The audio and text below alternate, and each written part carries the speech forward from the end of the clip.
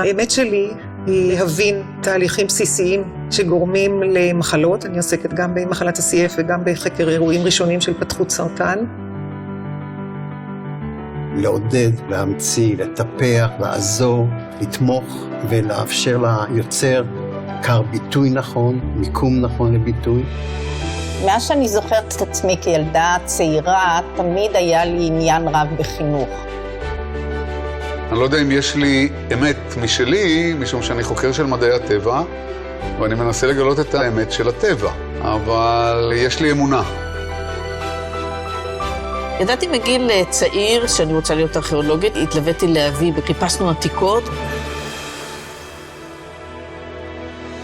הקבלה של פרס אמת שמה כמטרה מאוד חשובה לעודד מצוינות, ומבחינת האמת שלי זה מאוד מתאים למה שאני הייתי רוצה לקדם בכל הרמות. קבלת הפרס באופן אישי הייתה מרגשת וחשובה מהצד של הערכה של הקהילה לעבודה שלי. יש לזה משמעות מאוד גדולה בחשיפה לסטודנטים, שהם יראו שמישהו אכפת לו ממה שאנחנו עושים, או שיש לזה איזושהי תהודה מעבר לחיים האוניברסיטאיים האקדמיים הרגילים. נושאים אותך בכפיים, זו הרגשה נפלאה, זו הרגשה שאתה לא לבד, זו הרגשה שצופים בך, זו הרגשה שחברה שלמה מאמינה במה שאתה עושה. בעקבות הקבלה של הפרס זה לקח לי כמה זמן להבין שאני יכולה להשתמש בו כדי לקדם נושאים שאני חושבת שחשוב לקדם אותם. בתמורה של הפרס אפשר להמשיך את המחקר, וזה בעצם מאפשר לנו לנצל את זה למטרות מדע, וזה מאוד חשוב.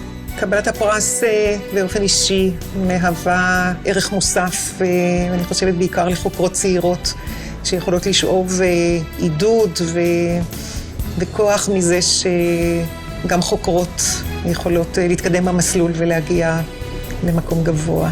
זה נפלא שיש את העוצמה להמשיך את זה כל הזמן ולאפשר כל כך הרבה אנשים ליהנות מהפרי הזה הנפלא. פרס אמת היה מן הפרסים הראשונים שקיבלתי, אני חושב שהוא אפילו הראשון. גם מבחינת הקרן הוא היה הפרס הראשון, אז הם היו עוד בתחילת הדרך.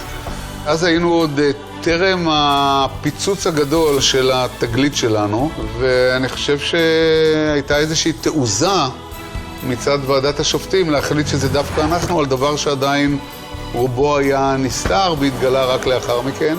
כמו בעבר ראשונה, אתה יודע, זוכרים אותה. זו הרגשה נפלאה.